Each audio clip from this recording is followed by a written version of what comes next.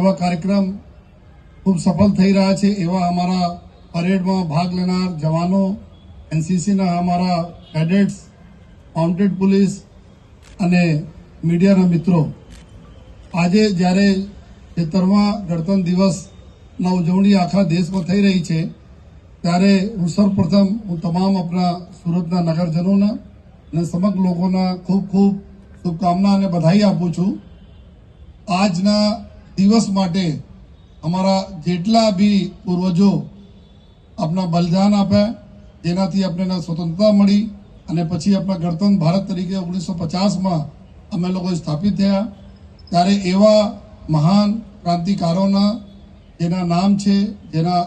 ગુમનામ છે, આ તમામ લોકોના અમે સલ્યુટ કરીએ છીએ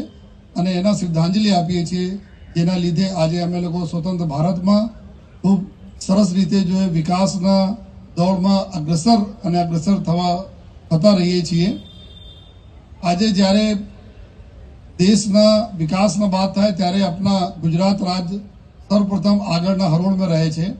અને ગુજરાતમાં અમારા સુરત શહેર હરદમ સતત વિકાસના દોડમાં મોટો ફાળો આપણા રાજ્યના આપતા રહે છે। ત્યારે જ્યારે વિકાસના વાતો હોય ત્યારે એની સલામતી, ચાહે ઇન્ડસ્ટ્રીયલ અમારી ગ્રોથ હોય, ચાહે લોકોની સલામતી હોય, ચાહે અહીંયા સુરત શહેર જ્યાં લગભગ અત્યારે 90 લાખ જેટલી વસ્તી થઈ ગઈ છે અને આ 90 લાખના વસ્તીમાં લગભગ અડધો 50% લોકો આપણા દેશના 26 રાજ્યોના અલગ અલગ વિસ્તારમાંથી આવેલા લોકો છે, જો અહીંયા રોજગાર માટે આવે છે અને સાથોસાથ કામ ધંધા બિઝનેસ અને દરરોજ ફ્લોટિંગ પોપ્યુલેશન લાખોની સંખ્યામાં રહે છે, જો લોકો કામ ધંધા માટે આવે છે અને જાય છે। તો આ લોકોના સલામતી આપણે માટે સૌથી મોટો એક ચેલેન્જ સુરત શહેર પોલીસ માટે રહે છે અને અમે ખુશી છે કે સુરત શહેર પોલીસના અમારા લોકરક્ષકથી લઈને સિનિયર અધિકારી તક તમામ જવાનો આપણી પ્રજાજનોની સેવા માટે, લોકોના રક્ષા માટે સતત ખડે પગે રહીને કામ કરે છે। અને ગયા વર્ષ અમે જોઈએ તો 2024ના જ્યારે ગણતંત્ર દિવસના રાષ્ટ્રીય પર્વ મનાવવામાં આવેલા અને 2025 જ્યારે અમે મનાવીએ છીએ, ત્યારે લગભગ એક વર્ષમાં ઘણા બધા ચેલેન્જીસ સુરત પોલીસ સામે આવ્યા, ચાહે લોકસભાના ઇલેક્શન સમયે વીઆઈપી મુવમેન્ટ્સ ન હોય, ખૂબ રિલિજિયસ મોટા તહેવારો હોય, વીઆઈપી મુવમેન્ટ્સ હોય, સાથોસાથ અમારી પ્રજાના સુખાકારી માટે જેટલા સ્કીમો હોય, આ બધામાં સુરત શહેર પોલીસે ખૂબ મહેનત કરી છે। અને જ્યારે અમે વાત કરીએ કે અમારે માટે સૌથી મોટો પડકાર રૂપ એક સાયબર ક્રાઇમ છે, જે અમારે પ્રજાજનોને એના સુરક્ષિત રાખવા માટે લગભગ અમે લોકો કુલ 5000 જેટલા લોકોના 29 કરોડ રૂપિયાથી વધુ રકમ પરત સુરત શહેર પોલીસે પોલીસ સ્ટેશન અને સાયબર ક્રાઇમ પોલીસ સ્ટેશને અપાવેલા છે અને આગળના બી અમારા પ્રયાસો સતત રહે છે કે લોકો એવા સાયબર ક્રિમિનલથી બચે અને કોઈ પણ એમાંથી ભોગ બનતા હોય તાત્કાલિક જો 1930 પર આપણા જાણ કરે તો અમે એમાંથી બચાવી શકીએ। ચાહે ડિજિટલ અરેસ્ટના દૂષણ હોય, ચાહે હની ટ્રેપના દૂષણ હોય, ચાહે મોર્ફિંગ કરેલા વિડીયો માધ્યમથી લોકોને પરેશાન કરવામાં આવી રહ્યા હોય, ચાહે ડેરોગેટરી કમેન્ટ્સ નાખવામાં આવી રહ્યા સોશિયલ મીડિયા પર, એના માટે સમગ્ર પોલીસ સ્ટેશનોમાં અને સાયબર પોલીસ સતત સક્રિય રહે છે। બધાને અમારી રિક્વેસ્ટ છે કે જે રીતે આપ સાથ સહકાર અમારા ગયા વર્ષોમાં આપ્યા, આજ આપતા રહેશું, જેથી અમે સાયબર ક્રિમિનલોને પાડી શકીએ અને આ બધાને સુરક્ષિત રાખી શકીએ। સુરત સિટી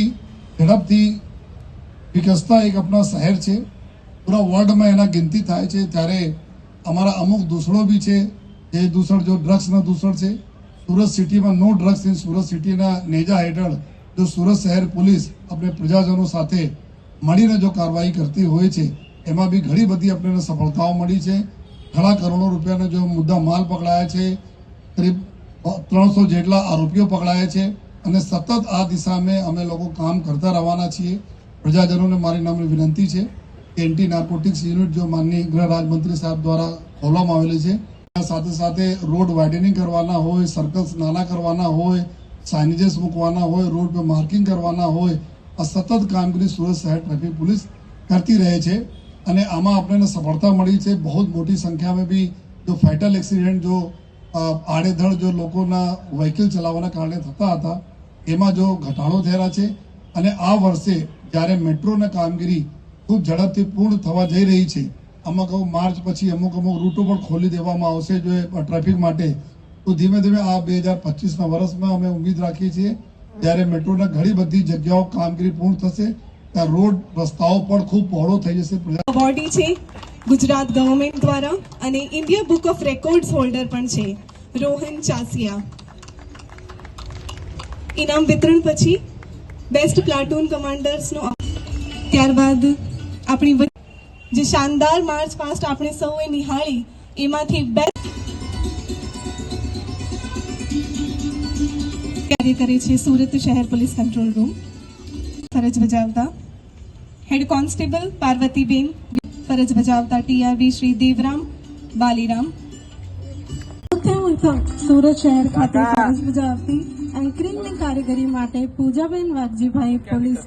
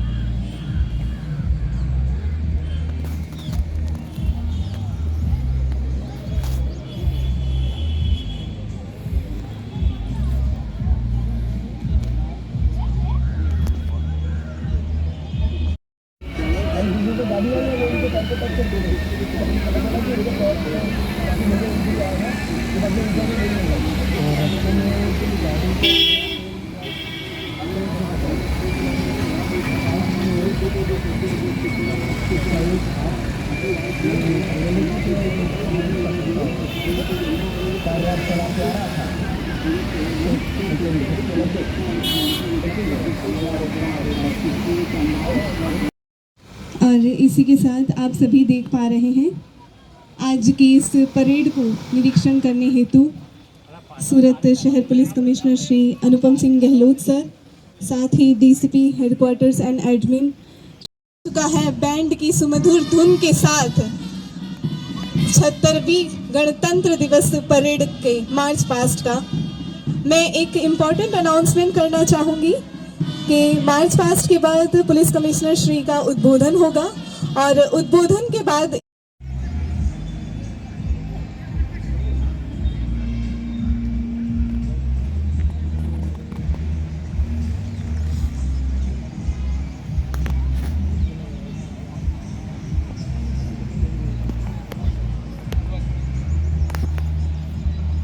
गर्ल्स सूरत शहर जिसके प्लाटून कमांडर हैं श्री दिव्या परमार